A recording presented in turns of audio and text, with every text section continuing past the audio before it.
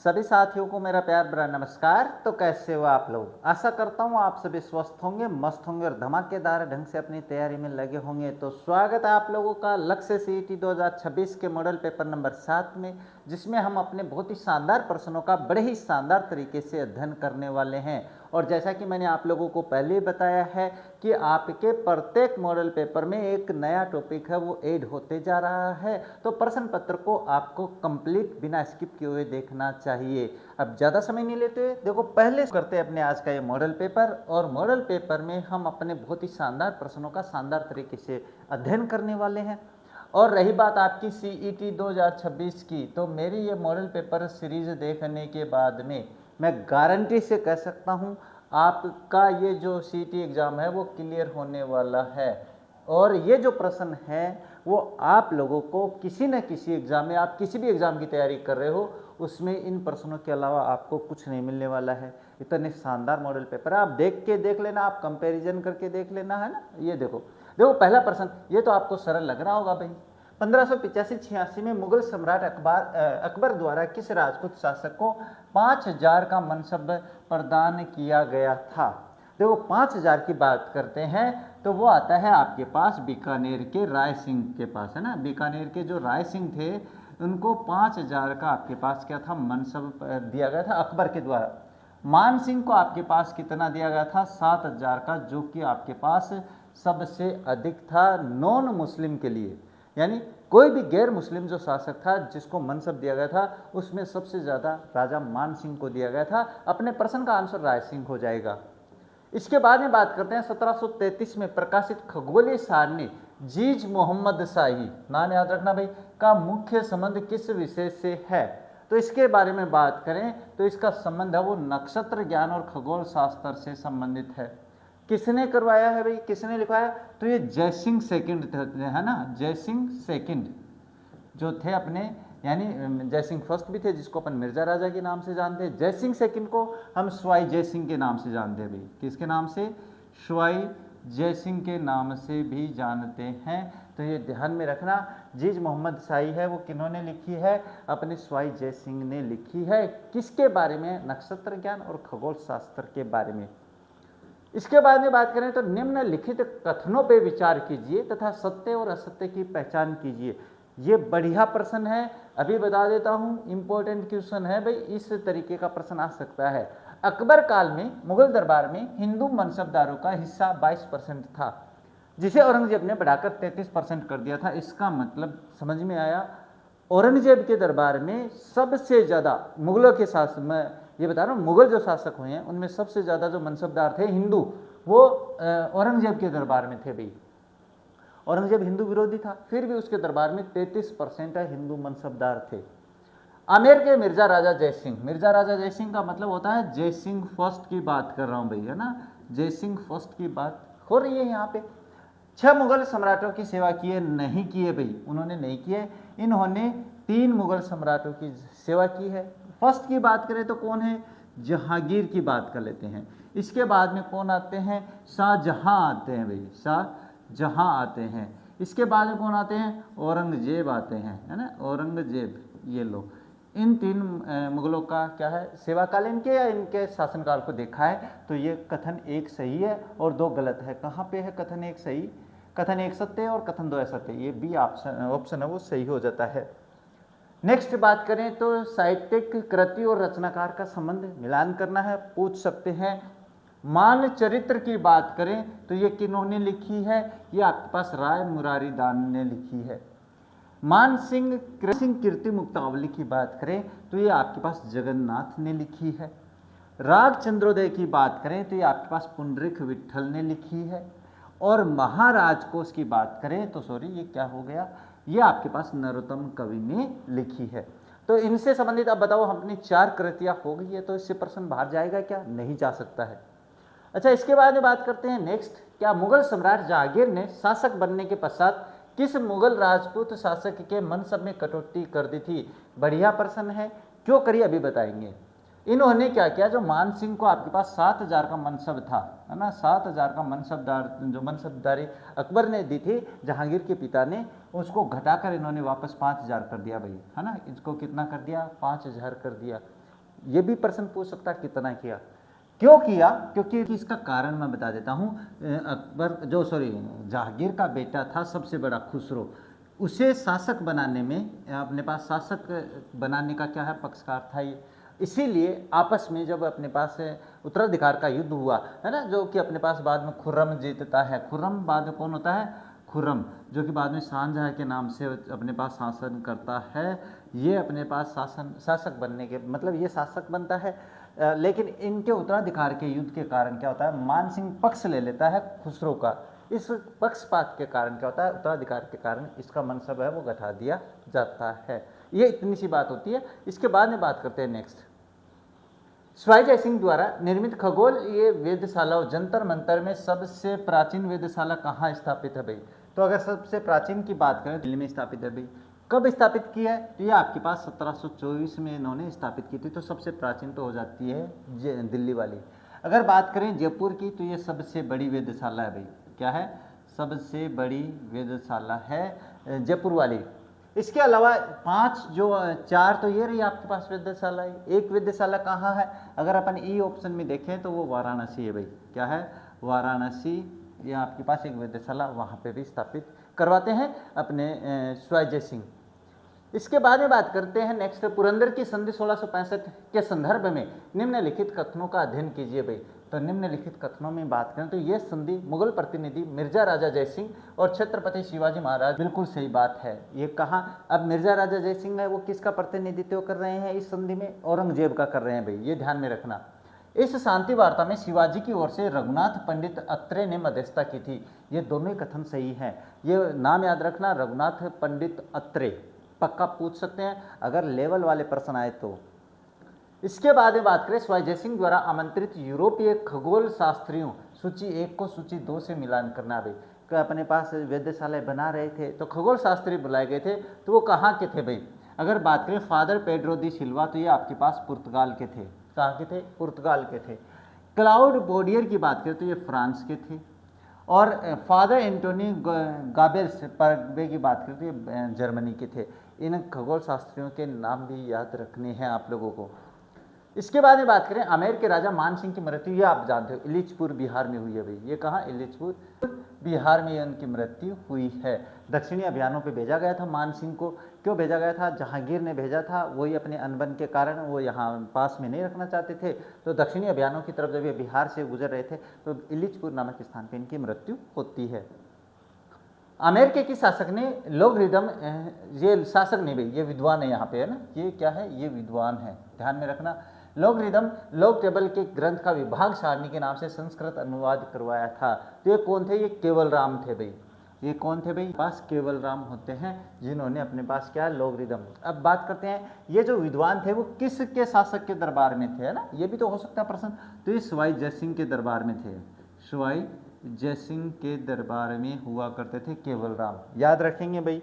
इसके बाद में बात करते हैं नेक्स्ट, स्वाई जय सिंह की सूबेदारी से संबंधित कथनों में से कौन सा सत्य है? अभी बात कर लेते हैं। फर्रुख शेर ने स्वाई जय सिंह द्वितीय को 1713 ईस्वी में मालवा का सूबेदार बनाया, बिल्कुल सही बात है, फर्रुख शेर की बात है। स्वाई जय सिंह द्वितीय को मुगल सम्राटों द्वारा कुल 3 बार मालवा का सूबेदार नियुक्त किया गया था। दोनों ही कथन सत्य होते हैं भाई, याद रखना। स्वाई जय सिंह द्वितीय के बारे में तो दोनों कथन सत्य हैं, याद रखेंगे। तो चलिए फिर आगे, जयपुर राज्य के प्रमुख कारखानों, सूची 1 को उनके स्वरूप सूची 2 से सम्मिलित करना है। तो अभी बात कर लेते हैं सूरत खाना क्या है भाई। तो सूरत खाना की बात करें तो ये आपके पास क्या था, यानी जो सूरत खाना होता था अपने मुगल दरबार में, उसे चित्रशाला या लघु चित्र निर्माण जो केंद्र होता था उसे कहते थे। अच्छा, पोथी खाना आप नाम जानते हो भाई, शाही पुस्तकालय होता है। सिला खाना क्या था? फिर सिला खाना शस्त्रागार था जिसमें शस्त्र रखे जाते थे। सूत्र खाना क्या होता था? ऊँटों की सेना का जो विभाग होता था उसे सूत्र खाना कहते थे। अब बताओ बढ़िया है कि नहीं है? बढ़िया प्रश्न, बिल्कुल बढ़िया प्रश्न है, लेकिन आप लोग देखते नहीं हो, समझते नहीं हो प्रश्नों को।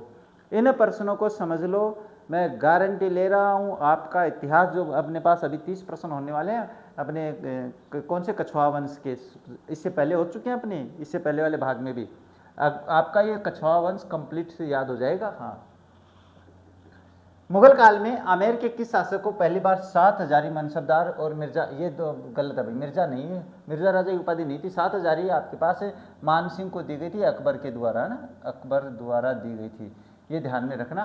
बाकी ये थोड़ा सा यहाँ पे मिस कर देते हैं, कोई बात नहीं, टाइपिंग हो जाती है। मराठा विजय के प्रतीक स्वरूप जयपुर में स्थित ऐतिहासिक इस सरगासुली का निर्माण किस शासक ने करवाया था? इसमें बात करें तो ये आपके पास ईश्वरी सिंह ने करवाया था। कौन सा युद्ध जीता भाई इन्होंने राजमहल, राजमहल स्थान का नाम है भाई, राजमहल कहाँ पे? टोंक में, टोंक में। और कब की बात है ये? 1747 की बात है भाई, 1747 में जब ये युद्ध जीता था। अपन ने जो अपने पास क्या है, सौतेले जब भाई होते थे ना, माधो सिंह, कौन थे भाई? माधो सिंह जो थे, उनके खिलाफ जब ये माधो सिंह के साथ कौन थे भाई? मराठा थे। इन दोनों को हराकर इन्होंने क्या है, अपने पास इस सरलाट का निर्माण करवाया था, जिसे सरगासुली भी कहते हैं। इसके बाद में बात करते हैं नेक्स्ट आमेर जयपुर के शासकों, सूची 1 को सूची 2 उपाधियों से क्या करना है, मिलाना है। तो देखो, मान सिंह को फरजंद की उपाधि अकबर ने दी थी, और इसका मतलब क्या होता है? इसका मतलब होता है बेटा। क्या होता है भाई? बेटा होता है। जय सिंह की बात करें तो जय सिंह फर्स्ट को मिर्जा राजा, जो कि मैं अभी बताते आ रहा हूँ। जय सिंह द्वितीय को आपके पास सरमद ए राजा ए हिंद की उपाधि दी गई थी। ये अपने इन राजाओं की उपाधि है। नेक्स्ट बात करें, मानचरित्र राष्ट्रों और महाराजकोष नामक ऐतिहासिक ग्रंथों की रचना किसके द्वारा की गई थी? भाई ये प्रश्न में थोड़ी सी गड़बड़ी है, तो मैं बता देता हूँ। देखो, मानचरित्र मानस की जो मानचरित्र है वो राय मुरारी दास ने लिखी थी, और महाराज कोश है वो नरोत्तम कवि ने लिखी है। ये थोड़ा सा प्रश्नों में हो जाती है ऊपर नीचे, तो घबराना नहीं है, वो मैं आपका कन्फ्यूजन दूर कर देता हूँ ना। जयपुर के किस शासक के दरबार में 22 कवि, 22 संगीतज्ञ और 22 विशेषज्ञों की गंधर्व 22 रहती थी? इसमें अगर अपन बात करें तो वो आपके पास कौन होते हैं? महाराजा प्रताप सिंह। महाराजा प्रताप सिंह के दरबार में 22 कवियों की मंडली, जिसे 22 गंधर्व कहते हैं भाई। क्या 22 गंधर्व 22 ही कहते हैं।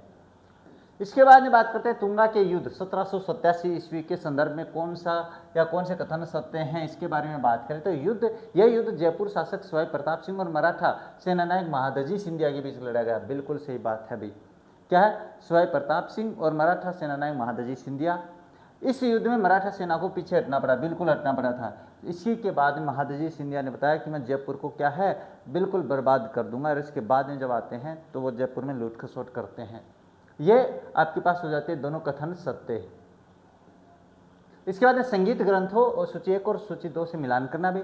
राधा गोविंद संगीत सार की इसमें बात करें तो राधा गोविंद संगीत सार की बात करें तो ये अपने पास देव ऋषि ब्रजपाल भट्ट ने लिखी है। राम रासा श्री कृष्ण भट्ट कवि कलानिधि ने लिखी है, और मानसिंह कीर्ति मुक्तावली जगन्नाथ ने लिखी है।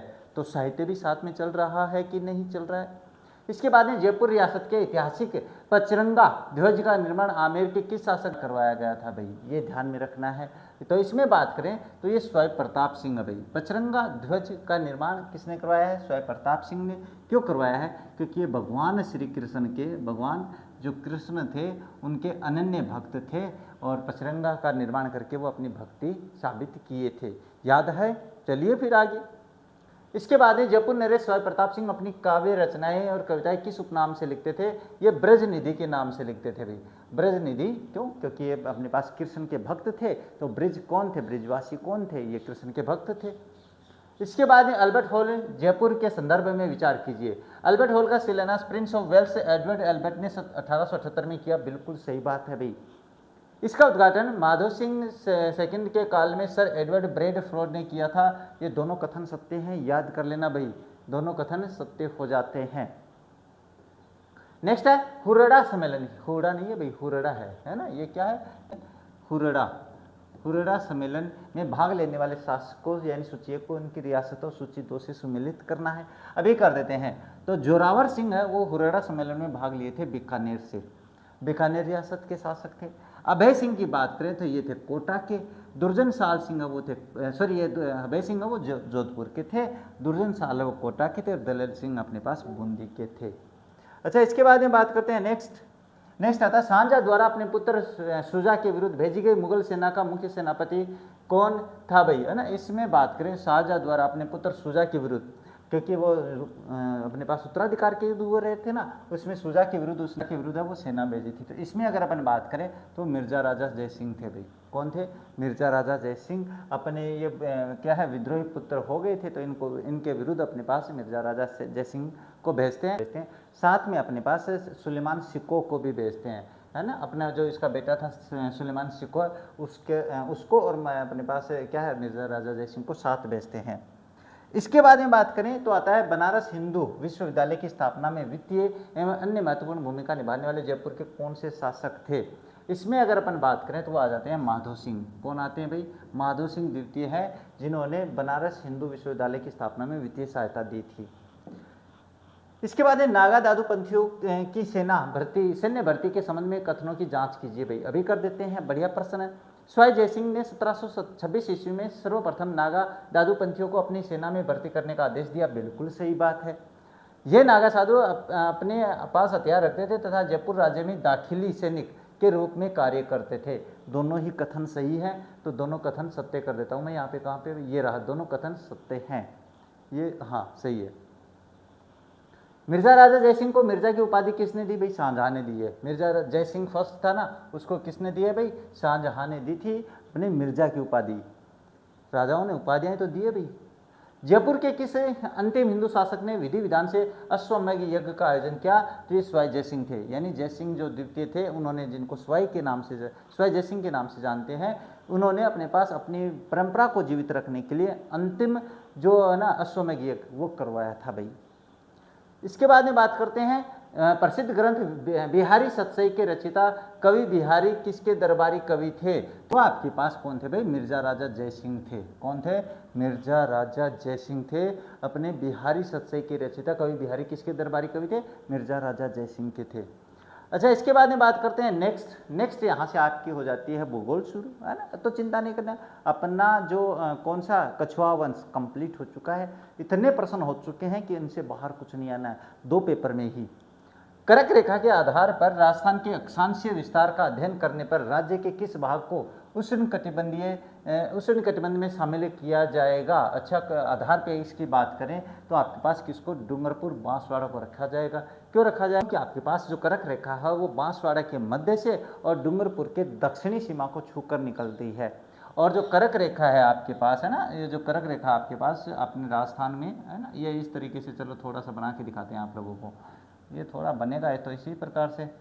तो यहाँ पे अपने पास ये जो है ना, ये क्षेत्र यहाँ पे अपने पास इस तरीके से गुजरती है। तो बांसवाड़ा की तो मध्य से और डूंगरपुर के अपने पास दक्षिणी हिस्से को क्या छूकर निकलते हैं। और इसके कर्क रेखा के जो दक्षिणी वाला भाग है वो उष्णकटिबंधीय क्षेत्र में आता है। तो अपन अगर अध्ययन करते हैं तो डूंगरपुर बांसवाड़ा आपके पास क्या हो जाता है? उष्णकटिबंधीय क्षेत्र में शामिल किया जाएगा। अच्छा, इसके बाद में बात करते हैं निम्नलिखित कथनों को ध्यानपूर्वक पढ़कर सही विकल्प का चयन कीजिए। अभी कर देते हैं।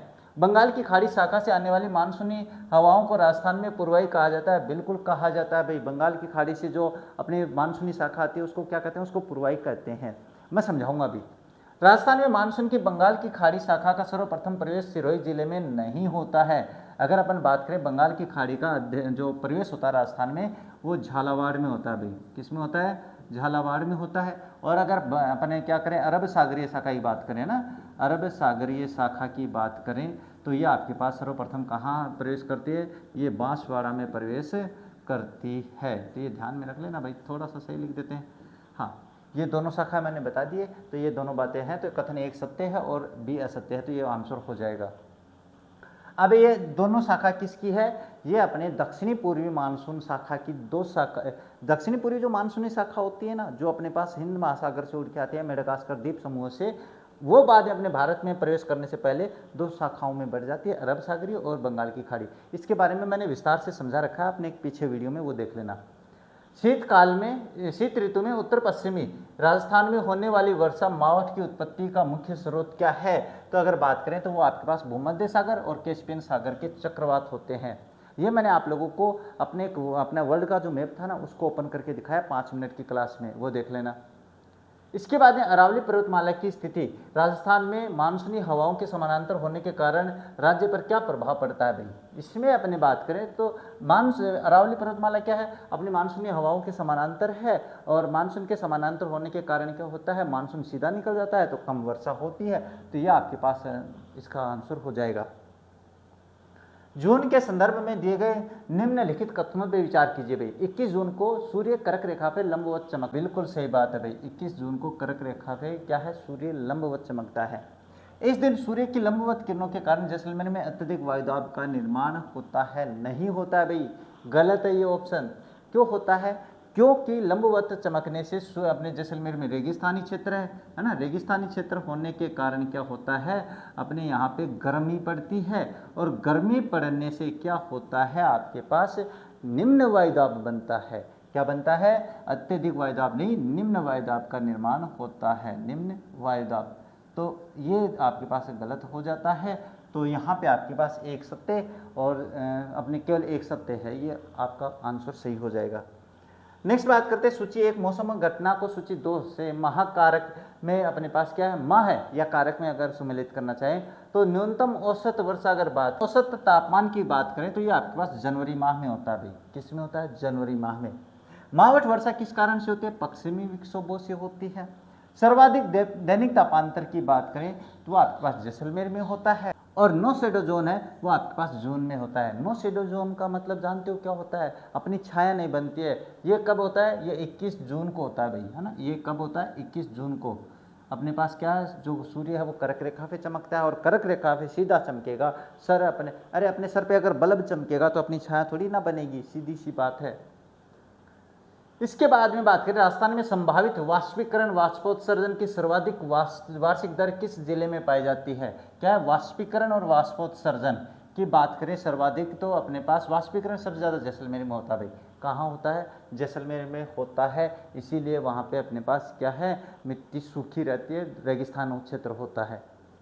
इसके बाद में राजस्थान में दक्षिणी पश्चिम से उत्तर पूर्व की ओर जाने पर वर्षा की मात्रा की प्रवृत्ति किस प्रकार परिवर्तित होती है। दक्षिण पश्चिम से अगर अपन बात करें, यानी कहने का मतलब ये राजस्थान है, मैं एक बार ऐसे ही बना देता हूँ। अगर ऐसे चलेंगे तो क्या होगा भाई, ऐसे चल के जाएंगे आपके पास ऐसे, तो आपके पास क्या है, वर्षा की मात्रा घटती जाती है। वर्षा की मात्रा लगातार वृद्धि नहीं होती है, वर्षा की मात्रा अपरिवर्तित रहती है, गलत है। पहले घटती है फिर अचानक, ये भी गलत है। वो वर्षा की मात्रा घटती जाती है भाई। इधर से इधर जाएंगे भाई, अत्यधिक मात्रा यहाँ पे है, यहाँ से घटते जाएंगे तो यहाँ कम होती जाएगी भाई। जुलाई माह में 999 मिलीबार की समदाब रेखा राजस्थान के किस जिला समूह से होकर गुजरती है। इसके बारे में बात करें तो इसमें आपके पास आंसर आ जाएगा, एक जो दो ऑप्शन है, जालोर, पाली और अजमेर। और अगर साथ में एक और बात बताएं तो टोंक जिला भी इसी वायुदाब समदाब रेखा के समकक्ष आता है। अच्छा, इसके बाद में बात करें नेक्स्ट क्या दिया हुआ है, निम्नलिखित में से असत्य कथन की पहचान करनी है। राजस्थान का 99% भाग शीतोष्ण और उपोष्ण कटिबंध में आता है, गलत है। मावठ की वर्षा रबी की फसलों के लिए गोल्डन ड्रॉप्स कहलाती है, बिल्कुल सही बात है भाई, यही कहलाती है मावठ की। अभी बता दें, राजस्थान में वर्षा की मात्रा उत्तर पश्चिम से दक्षिण पश्चिम की ओर घटती है, नहीं घटती है। इसके बाद अपने पास क्या बढ़ती है, उत्तर पश्चिम से आते हैं। तो चूरू जिले में 20वीं शताब्दी में अत्यधिक तापमान दर्ज किया गया था, नहीं। तो ये आपके पास हो जाएगा, मावठ की वर्षा रबी फसल के लिए क्या होती है, गोल्डन ड्रॉप्स कहलाती है। नेक्स्ट है, राजस्थान में औसतन कितनी वार्षिक वर्षा सेंटीमीटर में होती है। ये अपने पास क्या 57.51 सेंटीमीटर। और अगर लमसम बात करें, इसके समानांतर वर्षा है वो अपने पास अजमेर में रहती है भाई, है ना, ये भी ध्यान में रखना। अजमेर जिले में राजस्थान की औसतन जो वर्षा होती है उसके बराबर होती है भाई। इसके बाद में बात करें शीत ऋतु में उत्तर भारत में पहाड़ी क्षेत्रों में होने वाली बर्फबारी और ठंडी हवाओं का राजस्थान के उत्तरी भागों में तापमान पर क्या प्रत्यक्ष प्रभाव पड़ता है। रात में पाला जमने की स्थिति उत्पन्न हो जाती है, वाष्पीकरण की दर में अचानक बढ़ोतरी नहीं होती है, धूल भरी आंधियां नहीं चलती है, समुद्र, ये अपने पास यही हो जाएगा, रात में पाला जमने की स्थिति उत्पन्न हो जाती है भाई, जिससे क्या होता है, फसल का नुकसान हो जाता है। इसके बाद में बात करते हैं, निम्नलिखित में से कौन सी फसल मावठ पश्चिमी विक्षोभों से लाभान्वित नहीं होती है। देखो, गेहूं होता है, चना होता है, सरसों होती है, लेकिन कपास नहीं होती है, क्योंकि ये तीनों आपके पास रबी की फसल है और ये आपके पास किसकी है, खरीफ की फसल है। तो ये बस इसीलिए ध्यान में रख लेना भाई, हाँ, इतना तो ध्यान में रख ही सकते हो। नेक्स्ट बात करें तो क्या है, कथन का विश्लेषण कर सही उत्तर का चयन कीजिए। राजस्थान का अधिकांश धरातलीय भाग समुद्र तल से 300 मीटर से भी कम ऊंचा है। बिल्कुल सही बात है भाई। और समुद्र तल से कम ऊंचाई होने के कारण पूरे राजस्थान में तापमान की एक समान विशेषता पाई जाती है, तो ये भी सही है। अब कथन कारण है तो कोई बात नहीं है, ये कथन और कारण दोनों सही है, और कारण जो है ना वो व्याख्या भी सही कर रहा है भाई। इसी के कारण सत्यतः कथन दो उसकी सही व्याख्या भी करता है। क्यों करता है? क्योंकि इसी कारण से समुद्र तल से समान ऊंचाई सी है लगभग, और लगभग समान ऊंचाई रहेगी तो अपने पास क्या है, ये अपने पूरे राजस्थान में तापमान की समानता भी लगभग एक जैसी रहेगी। इसके बाद में सूची 1 जलवायु कारक को और उसके सूची 2 प्रभाव मान से सम्मिलित करना अभी कर देते हैं। कच्छ की खाड़ी की दूरी लगभग अपने पास 225 किलोमीटर है भाई, है ना। कितनी है? 225। अरब सागर की दूरी 400 किलोमीटर है अपने राजस्थान से। धरातल महाद्वीपीय क्षेत्र है अपना राजस्थान। पश्चिमी रेतीली मैदान की पूर्वी सीमा की बात करें तो आपके पास होता है 50 सेंटीमीटर से 20 से 50 सेंटीमीटर वर्षा रेखा। अरावली की पश्चिमी सीमा की बात करें तो 50 सेमी वर्षा रेखा होता है। आगे बात समझ में, तो चलिए फिर। राजस्थान में ग्रीष्मकालीन मानसून हवाएं मुख्य रूप से किस महासागर से आती है? ग्रीष्मकालीन जो मानसून शाखा है वो आपके पास हिंद महासागर से आती है। अरब सागर मत कर देना भाई। ये देखिए अपना भारत है, ये अपना भारत है, और यहाँ पे अपना राजस्थान मान लेते हैं एक बार। तो यहाँ से अपने पास हिंद महासागर से आती है, और यहाँ अरब सागर से अपने पास क्या है, ये अरब सागर होता है, तो यहाँ से अपनी 2 शाखाएँ चली जाती है। इधर बंगाल की खाड़ी, इधर अरब सागरीय शाखा। अरब सागरीय शाखा इस तरीके से, और ये अपने पास वो गारो खासी जयंतिया पहाड़ियों से टकराकर इस तरफ आती है, तो इस तरफ झालावाड़ में, इस तरफ बांसवाड़ा में प्रवेश करती है। तो यहाँ पे हिंद महासागर आएगा इसका आंसर। राजस्थान के कौन से जिले 50 सेमी समवर्षा रेखा के पश्चिम में स्थित है भाई? पश्चिम की बात करनी है 50 सेमी वर्षा रेखा की, तो आपके पास दौसा भीलवाड़ा नहीं है, चूरू हनुमानगढ़, कोटा बूंदी, और इसमें तो बिल्कुल सीधा आंसर यही आ जाता है भाई। 50 सेंटीमीटर वर्षा रेखा, जैसे अपना ये राजस्थान भाई है ना, ये राजस्थान है अपना। चलिए बना देते हैं एक बार, छोटा सा राजस्थान बनाएंगे भाई, और ये राजस्थान बना देते हैं। इसके बाद में ये राजस्थान, और अपनी ये अरावली है, और 50 सेंटीमीटर वर्षा रेखा है वो ये होती है। और इसके पश्चिम की बात करें इस तरफ, तो इस तरफ आपके पास चूरू हनुमानगढ़ी तो है, दिखाई दे रहा है, साफ साफ दिखाई दे रहा है भाई। दक्षिणी पश्चिमी मानसून और से औसत वर्षा की मात्रा के अनुसार राजस्थान के जिलों का सही आरोही क्रम कौन सा है? आरोही क्रम का मतलब बढ़ता क्रम, 1 2 3 4 5। तो सबसे ज़्यादा अगर अपन सबसे कम बारिश की बात करें तो यहाँ पे अगर बात करेंगे तो हनुमानगढ़ में है, फिर जयपुर में, फिर बूंदी, फिर बांसवाड़ा में सबसे अधिक होती है। बूंदी और हनुमानगढ़ में अपने पास, अगर हनुमानगढ़ पहले होता तो भी अपना गलत हो जाता, क्योंकि जयपुर से ज़्यादा बूंदी में होती है। तो ये ध्यान में रखना भाई, ये आप कर दोगे मुझे पता है। नेक्स्ट बात करें तो क्या होता है, राजस्थान में सामान्यतः मानसूनी वर्षा की अवधि दक्षिणी पश्चिमी मानसून शाखा की बात करें तो वो आपके पास जून से सितंबर होती है भाई। क्या होती है? जून से सितंबर होती है। तो ये तो बहुत ही सरल प्रश्न रह गया, तो इसमें ज़्यादा चर्चा भी नहीं करेंगे। नेक्स्ट है, ब्रह्मपुत्र का मैदान मुख्य रूप से किस प्रकार के भू आकृतिक स्वरूप के लिए प्रसिद्ध है, जहां नदियां बार बार अपना रास्ता बदलती है और गुम्फित जलमार्ग अपनाती है? तो इसमें अगर अपन बात करेंगे तो बाढ़ प्रवण क्षेत्र होता है। ये ध्यान में रखना भाई, अपने भारत के भूगोल में तो है ना आप लोगों के, बिल्कुल है भाई। इसके बाद में बात करते हैं, उत्तर के विशाल मैदान की मोटाई या जलोढ़ निक्षेप की गहराई सामान्यतः कितनी पाई जाती है? बहुत ज़्यादा होती है, 1000 से 2000 मीटर की पाई जाती है भाई। यानी अपने पास जो जलोढ़ मिट्टी का अपने पास जमाव है ना अपने उत्तरी मैदान में, भारत के उत्तरी मैदान में, तो 1000 से 2000 मीटर की गहराई तक हो गया है। इतनी नदियाँ बहा कर ले आई है मिट्टी। नेक्स्ट क्या है, आंध्र प्रदेश और तमिलनाडु की सीमा पर स्थित पुलिकट झील के मध्य कौन सा द्वीप स्थित है, जहां सतीश धवन अंतरिक्ष केंद्र इसरो का अपने लॉन्चिंग पैड है? तो वो आपके पास कौन सा द्वीप है भाई? व्हीलर द्वीप है, जिसे अपने पास डॉक्टर अब्दुल कलाम, है ना, डॉक्टर अब्दुल कलाम के नाम से भी रख दिया गया है। अब्दुल कलाम के नाम से इसका नाम है वो चेंज कर दिया गया है, आइलैंड कर दिया, डॉक्टर अब्दुल कलाम द्वीप भी कर दिया गया है। तो नाम याद रखना, व्हीलर द्वीप कौन सा? डॉक्टर अब्दुल कलाम के नाम से चेंज कर दिया है। पश्चिमी तटीय मैदान के अंतर्गत गोवा तटीय क्षेत्र के दक्षिणी में स्थित तट को किस नाम से जानते हैं? गोवा तट के क्षेत्र को, जो गोवा है ना अपना राजस्थान का, ये जो गोवा है यहाँ पे छोटा सा, इसके दक्षिणी भाग को क्या कहते हैं? तो इसको आपके पास कन्नड़ या कनारा तट कहते हैं भाई। क्या कहते हैं? कन्नड़ या कनारा तट कहते हैं।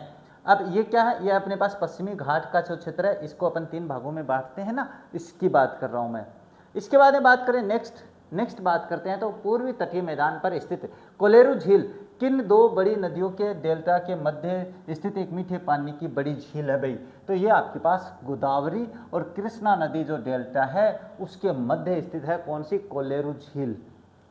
इसके बाद में बात करते हैं उत्तर के विशाल मैदान का वह भाग जहां नदियां पुरानी मिट्टी के जमाव के कारण एक ऊंचा और मंच बन जाता है और कंकड़ पत्थर युक्त ग्रंथियां पाई जाती है, कहलाता क्या है? बांगर कहलाता है भाई। क्या कहलाता है? ये बांगर कहलाता है। जो जलोढ़ प्राचीन जलोढ़ होती है उसको बांगर कहते हैं। खादर क्या होती है? नई जलोढ़ मिट्टी होती है। तराई क्षेत्र कौन सा होता है भाई? तराई क्षेत्र मैं बता देता हूँ। भाबर एक देश अपने पास भाबर स्थान होता है जहाँ पे ये कंकड़ पत्थर युक्त होता है भाई। ये क्या होता है? कंकड़ पत्थर युक्त होता है भाई। यहाँ पे जब नदी आती है तो कंकड़ पत्थर होने के कारण पानी कंकड़ पत्थर में जमा हो जाता है और पानी ऊपर नहीं दिखाई देता है। लेकिन इसके बाद में आगे चलते हैं तो पानी ऊपर आता है और पानी जब ऊपर आता है तो उसे तराई क्षेत्र कहते हैं। उसे क्या कहते हैं? उसे तराई क्षेत्र कहते हैं, जहाँ से नदी का पानी दिखना शुरू होता है। भाबर के बाद में जो पानी दिखना शुरू हो जाता है वो तराई कहलाता है। डेल्टा आप नदी जो अपने समुद्र में गिरती है जहाँ पे डेल्टा बनता है वो जानते हो आप लोग। पश्चिमी तटीय मैदान के उत्तरी भाग गुजरात तट के अंतर्गत आने वाले सौराष्ट्र प्रायद्वीप के दक्षिण में स्थित खाड़ी को क्या? ये तो खंबात की खाड़ी है भाई, है ना? कौन सी है? ये खंबात की खाड़ी है, याद रखना। ब्रह्मपुत्र नदी का मैदान उत्तर में हिमालय और दक्षिण में किस पहाड़ी श्रृंखला के मध्य एक संकीर्ण पट्टी के रूप में काम करता है? तो ये इसमें आपके पास शिलांग का पठार कहाँ पे है भाई? ये मेघालय में है। ये मेघालय में है। छोटा नागपुर पठार आपके पास एमपी में है। तिब्बत का पठार आप तिब्बत में जानते हो, अरावली अपने राजस्थान में है, तो ये ध्यान में रख लेना भाई। इसके बाद में बात करें तो नेक्स्ट प्रश्न है वो बढ़िया प्रश्न है भाई। पूर्वी तटीय मैदान का वह भाग जो ओडिशा के तटीय क्षेत्र में उत्कल मैदान के नाम से जाना जाता है मुख्य रूप से किस नदी के डेल्टा को कहते हैं? आपके पास महानदी डेल्टा को कहते हैं भाई, ध्यान में रखना। महानदी जो है उसके डेल्टा की बात कर रहे हैं भाई। अच्छा, नेक्स्ट बात करें तो नेक्स्ट क्या आया है? सिंधु नदी और उसकी सहायक नदियों द्वारा निर्मित मैदान का अधिकांश भाग विभाजन के बाद वर्तमान में किस देश में स्थित है? तो ये छोड़ो भाई, ये पाकिस्तान में है तो इसको छोड़ देते हैं। चलिए नेक्स्ट है भारत के दक्षिणतम बिंदु केप कोमोरिन कन्याकुमारी, याद रखना भाई ये नाम, पर किन दो तटीय मैदानों का मिलन होता है? तो अपने पास ये कन्याकुमारी इस क्षेत्र की बात करें तो यहाँ पे आपके पास किसका होता है? तो ये आपके पास मालाबार और कोरोमंडल तट है। मालाबार पश्चिमी ये क्षेत्र है, ये क्षेत्र, और अपने पास कोरोमंडल ये पूर्वी क्षेत्र है। तो ये मैदान और ये मैदान जहाँ पे मिलते हैं कन्याकुमारी में वो आपके पास क्या है? केप कोमोरिन है। ये तो आपको याद ही रखना चाहिए भाई। इसके बाद में बात करते हैं नेक्स्ट क्या दिया? उत्तर के विशाल मैदान में गंगा नदी के उस भाग को क्या कहते हैं जो उत्तर प्रदेश के पश्चिमी भाग में स्थित है और रुहेलखंड का मैदान कहलाता है? तो ये आपके पास क्या है? ऊपरी गंगा का मैदान कहलाता है। ये तो सरल प्रश्न, ये नहीं पूछेंगे भाई। भारत का वह कौन सा महाद्वीप समूह है जो पूरी तरह से प्रवाल निक्षेपों या मूंगे की चट्टानों से निर्मित है? एक विशिष्ट भौतिक स्वरूप है। इसमें बात करेंगे तो ये आपके पास लक्षद्वीप है भाई। क्या है? लक्षद्वीप जो है वो प्रवाल निक्षेपों से या मूंगे की चट्टानों से निर्मित एक आइलैंड है, द्वीप है। इसके बाद में बात करते हैं अंडमान द्वीप समूह को निकोबार द्वीप समूह से अलग करने वाला जलमार्ग कौन सा है जो सामरिक दृष्टि से अत्यंत महत्वपूर्ण है? तो ये 10 डिग्री चैनल है भाई। क्या है? ये 10 डिग्री चैनल है जो अपने पास अंडमान निकोबार द्वीप समूह है और अपने क्या अंडमान निकोबार द्वीप समूह से अलग करते हैं। अंडमान द्वीप समूह को निकोबार से, दोनों अलग अलग हैं भाई, तो दोनों को अलग करने वाली 10 डिग्री चैनल।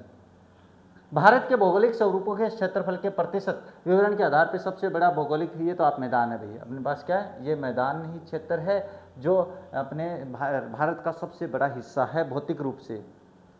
इसके बाद में राष्ट्रपति के निर्वाचन मंडल अपनी पॉलिटिकल शुरू हो चुकी है। राष्ट्रपति के निर्वाचन मंडल की अवधारणा के संदर्भ में भारत के राष्ट्रपति के निर्वाचन में निम्नलिखित में से कौन कौन भाग लेते हैं?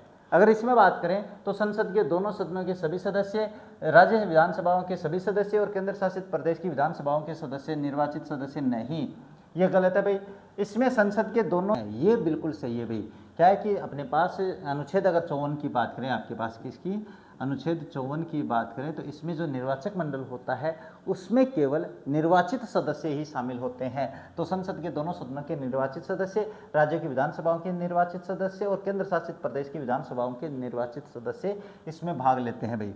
अच्छा, इसके बाद में बात करते हैं नेक्स्ट क्या है? नीचे दिए कथनों पे विचार कीजिए भाई। राष्ट्रपति के प्रत्याशी के लिए न्यूनतम आयु 35 वर्ष होनी चाहिए और वह भारत का नागरिक हो। बिल्कुल सही बात है। राष्ट्रपति पद पर प्रत्याशी लोकसभा का सदस्य चुने जाने की योग्यता रखता है और किसी भी संसदीय क्षेत्र में मतदाता के रूप में पंजीकृत होना चाहिए, बिल्कुल सही बात है। राष्ट्रपति पद के लिए 50 प्रस्तावक है और 50 अनुमोदक की आवश्यकता होती है तथा उसकी जमानत राशि, ये गलत है भाई, यहाँ पे ये केवल 15,000 रुपये होती है, ये ध्यान में रखना। ये कितनी होती है? 15,000 रुपये होती है। तो केवल ए और बी सही है और सी गलत है, केवल ए और बी सही है, ये आपका करेक्ट आंसर हो जाएगा। भारत के राष्ट्रपति को उनके पद और गोपनीयता की शपथ कौन दिलाता है? ये भारत का मुख्य न्यायाधीश है जो अपने पास इसको शपथ दिलाता है। अनुच्छेद 64 के तहत, अनुच्छेद 60 के तहत होता है। इसके बाद में बात करते हैं अनुच्छेद सूची 1 को सूची 2 से मिलान करना है। तो राष्ट्रपति से संबंधित बात करें तो अनुच्छेद 54 की बात करें तो क्या होता है भाई? अनुच्छेद पे अपने पास क्या है? निर्वाचन जो होता है, राष्ट्रपति का निर्वाचन जो अभी बात करके आए ना, अपने केवल निर्वाचित सदस्य भाग लेते हैं। अनुच्छेद 60 की बात करें तो ये आपके पास अभी बताए हैं, राष्ट्रपति की शपथ का या प्रतिज्ञान होता है। 61 की बात करें तो महाभियोग है वो राष्ट्रपति के खिलाफ लाया जाता है। अनुच्छेद 72 है वो राष्ट्रपति की समाधान की शक्ति होती है।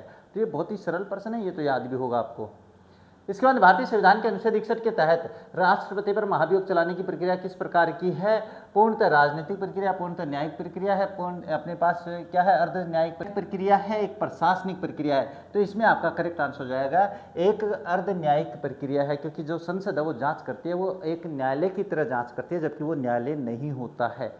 अच्छा, इसके बाद में बात करते हैं नेक्स्ट यह राष्ट्रपति की समाधान क्षमादान है भाई, है ना। ये क्या है भाई? ये क्षमादान है, यानी कि वो अगर किसी को क्षमा करे तो वो किसको कर सकता है ना? क्षमादान। ये लो, सक्रिय संदर्भों में अपने कथनों पे विचार करना है। अभी करते हैं, राष्ट्रपति सैन्य न्यायालय द्वारा दी गई सजा को पूरी तरह क्षमा कर सकता है, बिल्कुल सही बात है। राष्ट्रपति की समाधान शक्ति मंत्रिपरिषद की सलाह से पूरी तरह स्वतंत्र और उसका स्वयं का व्यक्तिगत निर्णय होता है नहीं, वो मंत्रिपरिषद की सलाह से ये ऐसा फैसला करता है भाई। राष्ट्रपति मृत्युदंड को क्षमा और लघुकरण या स्थगित कर सकता है, बिल्कुल। तो ए और सी सही है, बी गलत है। छोटा सा पॉइंट जो गलत है वो मैंने बता दिया है, बी ऑप्शन सही हो जाएगा। संविधान के अनुच्छेद 53(1) के अनुसार संघ की कार्यपालिका राजशक्ति राष्ट्रपति में निहित होती है। इसका वास्तविक व्यवहारिक अर्थ क्या होता है भाई? व्यवहारिक अर्थ होता है कि राष्ट्रपति संवैधानिक प्रमुख है जिसका प्रयोग वो प्रधानमंत्री और मंत्रिमंडल की सलाह से करता है। इसका मतलब ये होता है अनुच्छेद 53(1) की बात बता रहा हूँ भाई। इसके बाद में भारत के एकमात्र राष्ट्रपति कौन थे जो निर्विरोध चुने गए थे? तो वो आपके पास नीलम संजीव रेड्डी थे भाई, है ना। ये 1977 की बात करें तो 1977 में छठे अपने पास है ना, 6th जो राष्ट्रपति प्रेसिडेंट बने थे भाई। ये प्रेसिडेंट का मतलब राष्ट्रपति होता है भाई, प्रेसिडेंट बने थे। तो ये ध्यान में रखना, इनके विपक्ष में कोई नहीं था उस समय। नेक्स्ट बात करें आपातकालीन शक्तियों के संबंध में निम्नलिखित कथनों पर विचार कीजिए भाई। अनुच्छेद 352 के तहत राष्ट्रीय आपात की घोषणा राष्ट्रपति केवल मंत्रिमंडल की लिखित सिफारिश पे ही कर सकता है, बिल्कुल कर सकता है, ये सही बात है, लिखित होना चाहिए। अनुच्छेद 356 के अंतर्गत किसी राज्य में आपातकाल को संसदीय अनुमोदन के साथ अधिकतम 3 वर्ष तक लागू किया जा सकता है, बिल्कुल। 6+6 में होता है भाई, ये 6+6+6+6 में होता है भाई, ये है ना, ये ध्यान में रखना। यानी आप 6 बार इसको 6 महीने करके बढ़ा सकते हो, अधिकतम 3 साल होगा। अनुच्छेद 360 के तहत भारत में अब तक 2 बार वित्तीय आपातकाल की घोषणा नहीं हुई है भाई। वित्तीय आपातकाल अभी तक लागू नहीं हुआ है। तो ये अपने ए और बी सही है, सी गलत है। अनुच्छेद 123 के तहत राष्ट्रपति द्वारा अध्यादेश जारी करने की शक्ति के संदर्भ में मुख्य सिद्धांत क्या है? बात करें तो राष्ट्रपति एक स्वविवेकीय शक्ति है जिसका प्रयोग वह संसद के सत्र के दौरान भी कर सकता है। यह शक्ति केवल तभी प्रयुक्त हो सकती है जब संसद के दोनों या कोई एक सदन सत्र में न हो, तुरंत कार्यवाही की आवश्यकता हो। ये आपका कथन सही होता है अनुच्छेद 123 के बारे में। इसके बाद में संवैधानिक प्रावधान शक्तियां सूची 2 में अपने पास संबंधित अनुच्छेद है, अभी देख लेते हैं। अनुच्छेद उच्चतम न्यायालय से बात करें तो उच्चतम न्यायालय से परामर्श करने की शक्ति है वो अनुच्छेद 143 में है भाई। परामर्श करने की मैं बात बता देता हूँ। इसमें जो मुख्य न्यायाधीश है वो परामर्श दे भी सकता है, नहीं भी दे सकता है, और राष्ट्रपति उस परामर्श को मान भी सकता है और नहीं भी मान सकता है। सर बड़ा कन्फ्यूजन कर दिया है, तो घबराने की आवश्यकता नहीं है। नहीं भी कर सकता है, कर भी सकता है, कर भी सकता है, नहीं भी कर सकता है। राष्ट्रपति के अध्यादेश जारी करने की शक्ति की बात करें तो ये आपके पास अभी बताया है अनुच्छेद 123, जब अपने पास दोनों सदन या एक सदन और अपने पास क्या है, अपने उसमें संसद में कार्याधीन नहीं हो और एक अपने पास अध्यादेश जारी करने की आवश्यकता हो, तब ऐसी कंडीशन में होता है। संघ की कार्यपालिका शक्ति का राष्ट्रपति में निहित होना अपने पास अनुच्छेद 53 में है, और राष्ट्रपति की पदावधि यानी कार्यकाल की बात करें तो अनुच्छेद 56 के तहत होता है।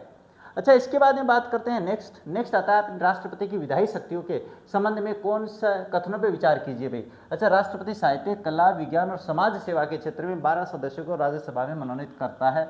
बिल्कुल सही बात है।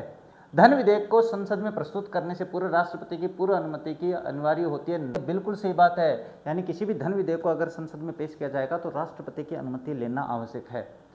राष्ट्रपति 104वें संविधान संशोधन के बाद भी लोकसभा में 2 आंग्ल भारतीय सदस्यों को मनोनीत कर सकता नहीं कर सकता भाई। 104 में यही चेंज किया गया था। आंग्ल भारतीयों के जो 2 सदस्य मनोनीत करते थे लोकसभा में, उनको अब हटा दिया गया है। तो ध्यान में रखना, ए और बी सही है। जब राष्ट्रपति किसी विधेयक को न तो स्वीकार करता है, न ही अस्वीकार करता है और न ही पुनर्विचार के लिए उठाता है, अनिश्चित काल के लिए लंबित रखता है, तो इसे किस वीटो के रूप में मानता है? पॉकेट वीटो के रूप में माना जाता है। और ज्ञानी जैल सिंह ने अपने पास इस संदर्भ में डाकघर जो विधेयक था ना, पोस्ट ऑफिस से संबंधित, उसको इसी प्रकार से रखा था भाई। इसके बाद में बात करते हैं नेक्स्ट, पद की रिक्ति और पदावधि के संबंध में निम्नलिखित कथनों पर विचार कीजिए। राष्ट्रपति अपना त्यागपत्र उपराष्ट्रपति को संबोधित करके देता है और पद मुक्ति की तिथि से 6 माह के भीतर नया चुनाव कराना अनिवार्य होता है। बिल्कुल सही बात है। राष्ट्रपति और उपराष्ट्रपति दोनों का पद एक साथ रिक्त हो जाए तो भारत का प्रधानमंत्री कार्यवाहक राष्ट्रपति के रूप में पदभार नहीं करता भाई। अपने सुप्रीम कोर्ट का जो मुख्य न्यायाधीश होता है वो करता है ऐसा। राष्ट्रपति अपने 5 वर्ष के कार्यकाल के बाद भी तब तक पद पे बना रहता है जब तक कि उसका उत्तराधिकारी कार्य ग्रहण न कर ले। दोनों कथन सही है, ए और सी सही है और आपके पास बी गलत हो जाता है। यदि राष्ट्रपति संसद द्वारा पारित किसी गैर वित्तीय विधेयक को पुनर्विचार के लिए वापस भेजता है तो संसद उसे बिना किसी संशोधन के पुनः पारित करके राष्ट्रपति के पास भेज देती है। तो राष्ट्रपति को अपने पास क्या है, विधेयक को अस्वीकृत कर सकता है, नहीं कर सकता है, अनुमति देने के लिए बाध्य हो जाता है भाई। ये कब किया गया? ये अपने पास 44वां संविधान संशोधन है ना, इसमें किया गया था 1978 में। तब अपने पास राष्ट्रपति है क्या अपने देने के लिए बाध्य, क्या वो अपने पास अनुमति देने के लिए बाध्य हो जाता है अगर दोबारा भेज देती है संसद तो। इसके बाद में बात करते हैं प्रच्छन्न या छिपी हुई बेरोजगारी की मुख्य विशेषता क्या होती है। जब व्यक्ति अपनी इच्छा से काम नहीं करना चाहता, गलत है भाई। जब श्रमिकों की सीमांत उत्पादकता शून्य और ऋणात्मक होती है, जब बाजार में मंदी के कारण लोगों का काम नहीं मिलता है, जब लोग मौसम के अनुसार केवल कुछ महीनों के लिए बेरोजगार हो जाते हैं। नहीं, आपके पास क्या, श्रमिकों की सीमांत उत्पादकता शून्य और ऋणात्मक होती है। इसका मतलब समझते हो क्या होता? ये मान के चलिए एक अपने पास ये खेत है भाई, और इसमें एक जो मालिक है खेत का, उसको 20 मजदूरों की आवश्यकता है और उसने 25 लगा रखे हैं भाई। उसने क्या है, 25 लगा रखे हैं। तो अगर वो 5 को हटा भी देगा ना तो इनके काम पे प्रभाव नहीं पड़ेगा। उसे कहते हैं उत्पादकता शून्य और ऋणात्मक, जिसको कहते हैं। तो अपने पास ध्यान में रख लेना भाई, प्रच्छन्न बेरोजगारी क्या होती है, जिसको छिपी हुई बेरोजगारी कहते हैं। गरीबी मापन के संदर्भ में निम्नलिखित कथनों पर विचार कीजिए। निरपेक्ष गरीबी बुनियादी न्यूनतम आवश्यकताओं भोजन, कपड़े और मकान के अभाव को दर्शाती है। बिल्कुल दर्शाती है। सापेक्ष गरीबी समाज के विभिन्न वर्गों के बीच आय की असमानता को मापने का कार्य करती है। और भारत में गरीबी का मापन मुख्य रूप से सापेक्ष नहीं भाई, निरपेक्ष आधार माना गया है। क्या माना गया है? निरपेक्ष आधार माना गया है। तो आपके पास ऑप्शन ए और बी सही है, सी गलत है। आय की समानता को मापने के लिए किस वक्र और गुणांक का प्रयोग किया जाता है? तो लोरेंज और गिनी गुणांक का प्रयोग किया जाता है भाई। नाम याद रखना ही पड़ेगा ये तो, इसके कोई अपने पास तथ्य तो है नहीं जो बता दूं मैं यहाँ पे। नेक्स्ट है गरीबी आंकलन समितियाँ और गठन रिपोर्ट में अपन को क्या करना, सम्मिलित करना है। तो इसमें आपके पास जो लकड़वाला समिति है वो आपके पास 1989 की रिपोर्ट थी, जिसको 1993 में पेश किया गया था। सुरेश तेंदुलकर की बात करें तो ये आपके पास 2005 की रिपोर्ट है। और रंगराजन समिति की बात करें तो ये 2012 की रिपोर्ट है। और वाई के अलग समिति की बात करें तो ये आपके पास 1977 जिसे 1979 में पेश किया गया था। तो ये ध्यान में रख लेना भाई। इसके बाद में बात करते हैं नेक्स्ट, संरचनात्मक बेरोजगारी का प्राथमिक कारण क्या है? बाजार में उपलब्ध नौकरियों की मांग और श्रमिकों के कौशल के बीच बेमेल जो होता है वो संरचनात्मक बेरोजगारी के रूप में रखा जाता है। ये आपके पास क्या है, अर्थशास्त्र के क्वेश्चन से भी। मनरेगा योजना के संदर्भ में कथनों पर विचार कीजिए। यह योजना गरीब परिवार, ग्रामीण परिवार के में कम से कम एक वयस्क सदस्य को एक वित्तीय वर्ष में 100 दिनों के अकुशल रोजगारी की कानून की गारंटी देता है। इसमें कम से कम 33% एक तिहाई लाभार्थी महिलाओं का होना आवश्यक है। और आवेदन करने के 30 दिनों के भीतर रोजगार न मिलने पर आवेदक को बेरोजगारी भत्ता पाने का अधिकार है। ये अपने पास जो 30 दिन है ना, ये अपने घटकर अपने पास 15 दिन है। और यहाँ पे भी अब ये जो है ना वित्तीय वर्ष यहाँ पे 125 कर दिया भाई। अब हुआ है जी राम जी करने के बाद में, पहले मनरेगा था तो मनरेगा में 100 ही दिन माने जाएंगे। तो आपके पास ए और बी सही है और सी गलत है। इसके बाद में भारत में बेरोजगारी और गरीबी के आंकड़े एकत्र करने तथा सर्वेक्षण आयोजित करने वाली मुख्य नोडल संस्था कौन सी है?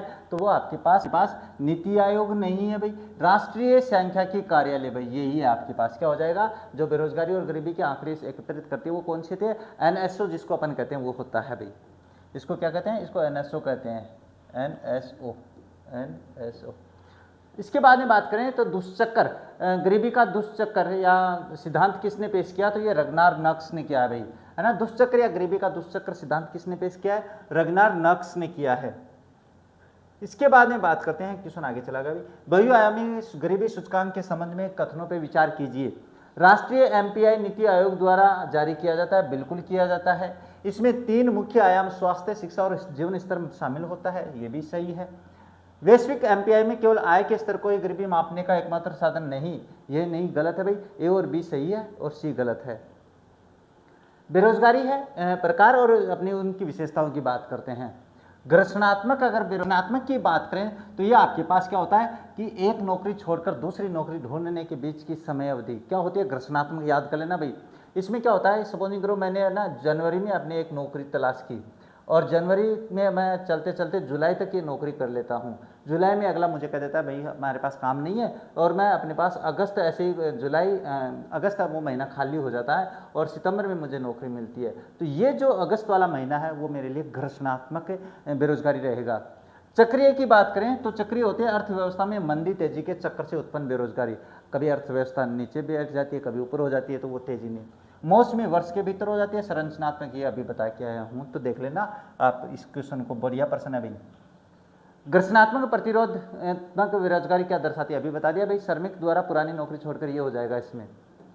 इसके बाद में राजस्थान सरकार द्वारा संचालित इंदिरा गांधी नहर शहरी रोजगार गारंटी योजना के तहत शहरी क्षेत्रों में परिवारों को प्रतिवर्ष कितने दिन?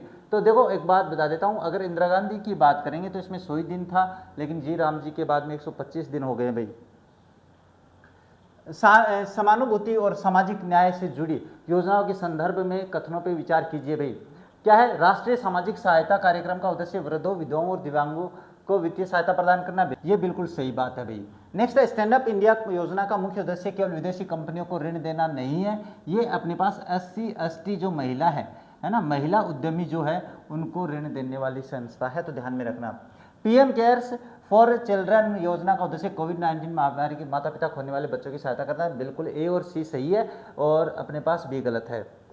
नेक्स्ट बात करें तो नेक्स्ट आता है, सुरेश तेंदुलकर समिति 2009 में गरीबी रेखा के निर्धारण के लिए किस मापदंड को अपनाया गया था? तो इसमें आपके पास प्रति व्यक्ति मासिक उपभोग व्यय को समझाया गया था, माना गया था, यानी प्रत्येक महीने व्यक्ति है वो उपभोग पर कितना खर्च करता है भाई। इसके बाद में बात करते हैं PM स्वनिधि योजना के संबंध में कौन कथनों पर विचार कीजिए भाई। यह योजना विशेष रूप से स्ट्रीट वेंडर्स, रेहड़ी पटरी वालों के किफायती, बिल्कुल सही बात है, शुरू की गई योजना थी। इसमें बिना किसी गारंटी के शुरुआती दौर में लोन प्रदान किया गया था, बिल्कुल सही बात है।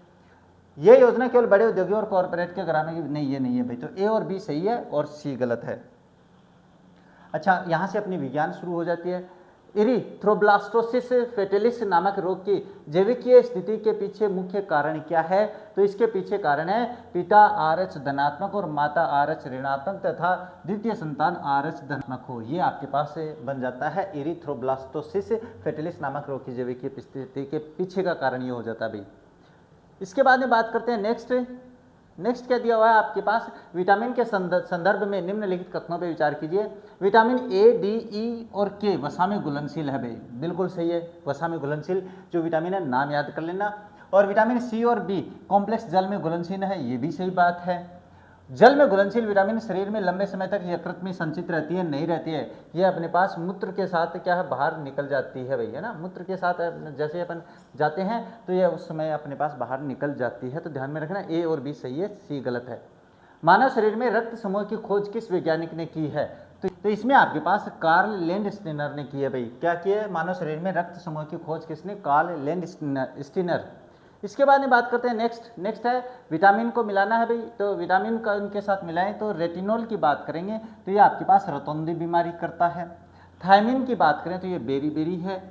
एक एस्कॉर्बिक एसिड की बात करें तो ये स्कर्वी होता है। और कैल्सीफेरॉल की बात करें तो ये रिकेट्स नामक बीमारी है, इसका कारण संबंधित रोग है वो इसके कारण से होता है। इसके बाद में बात करें तो बात चलती है एंटीजन और एंटीबॉडी के मूलभूत अंतर के संदर्भ में कौन सा सिद्धांत सही है भाई। इसके बारे में बात करें तो एंटीजन लाल रक्त कोशिकाओं की सतह पर उपस्थित ग्लाइकोप्रोटीन होते हैं, जबकि एंटीबॉडी प्लाज्मा में पाए जाने वाले प्रोटीन होते हैं। ये आपका सही कथन है, तो याद कर लेना भाई इनको। तो नेक्स्ट है प्रोटीन और कुपोषण के संबंध में कथनों पर विचार कीजिए भाई। तो प्रोटीन शरीर की वृद्धि, ऊतकों की मरम्मत और कोशिका में के निर्माण के लिए आवश्यक है। ये प्रश्न मैंने बहुत बार समझाया है आप लोगों को, है ना, आप लोगों ने समझा नहीं है।